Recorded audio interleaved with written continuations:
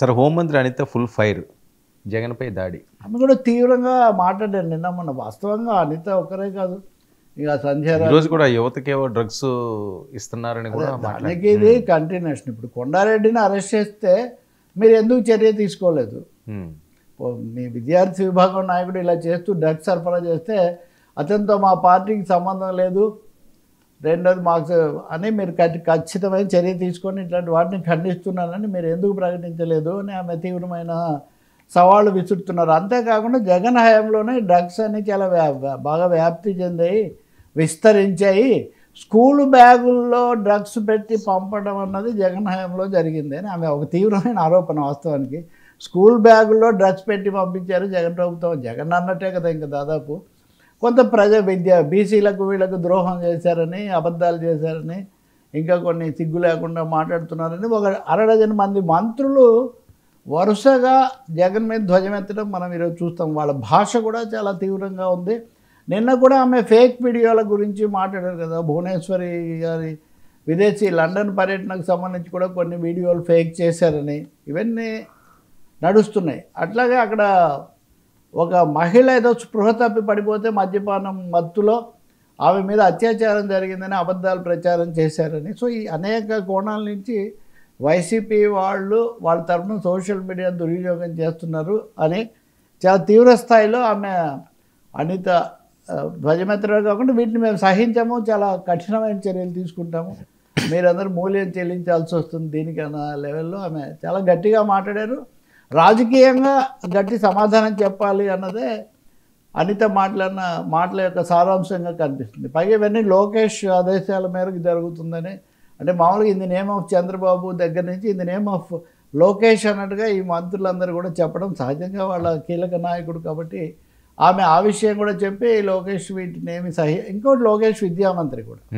ఇప్పుడు మీరు గమనిస్తే ఇందాక జగన్మోహన్ రెడ్డి విద్యార్థి విభాగంతో కూర్చోవటం, వీళ్ళు కూడా విద్యార్థి విభాగానికి సంబంధించిన నాయకుడి మీదే ఈ ఆరోపణ ఇవన్నీ రావటం చివరకు అంటే అనిత జగన్ వైసీపీ టీడీపీ పక్కన పెట్టండి, మన వ్యవస్థ ఇక్కడికి వచ్చింది అనేది కూడా స్కూల్ పిల్లల్లో నో డ్రగ్స్ బ్రో అనే స్లోగన్ తీసుకోవాలని. వర్మ స్కూల్ పిల్లలకు నో డ్రగ్స్ బ్రో అనేది అసలు వాళ్ళకు డ్రగ్స్ అనేది ఒక స్లోగన్ లాగా ఒక దీనిలాగా చెప్పే పరిస్థితి ఎందుకు వచ్చింది? అసలు ఎంత దిగజారిన పరిస్థితి, ఆందోళనకరమైన పరిస్థితి వచ్చిందని మటుకు అనిపిస్తుంది. నిజంగా అదే వాళ్ళ ఉద్దేశం అయితే మటుకు కొంచెం నిపుణులతో చర్చించి ఇంకో విధంగా కూడా ఏదైనా పెట్టడం చాలా అవసరం. లేదు చెప్పొచ్చు అంటే చెప్పొచ్చు. ఒకప్పుడు ఎయిడ్స్ వచ్చినప్పుడు కూడా ఎయిడ్స్ గురించి కింద వరకు ప్రచారం చేయాలి అంటే అక్కడి వరకు చెప్పాలా వద్ద చాలా మీమాంసలు జరిగేవి. తప్పకుండా మనము జంట నగరాల్లో అప్పుడు చూసాం, పోలీసులు అధికారికంగానే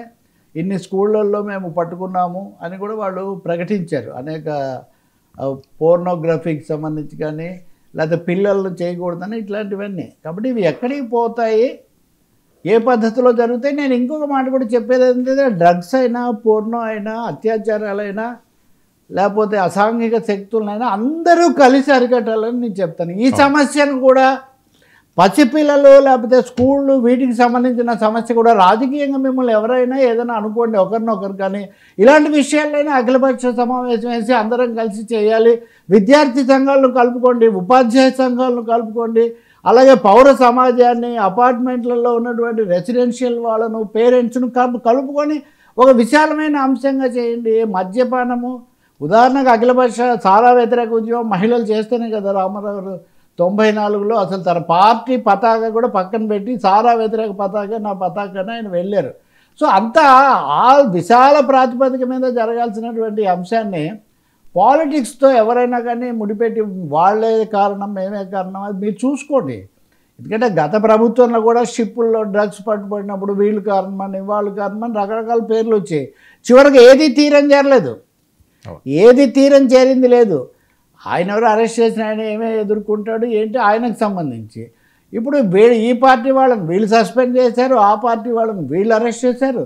కాబట్టి నేను అంటాను డ్రగ్స్ మీద ఉద్యమం చేయాలి. యువజన సంఘాలను, విద్యార్థి సంఘాలను, అలాగే ఉపాధ్యాయ సంఘాలను, తల్లిదండ్రులను, రాజకీయ పక్ష మహిళా సంఘాలను కలుపుకొని విశాల ప్రాతిపదికన చేయండి తప్ప ఇదొక రాజకీయ యుద్ధంలాగా మటుకు మార్చకండి. రాజకీయ యుద్ధం చేయండి, అది వేరే విషయం.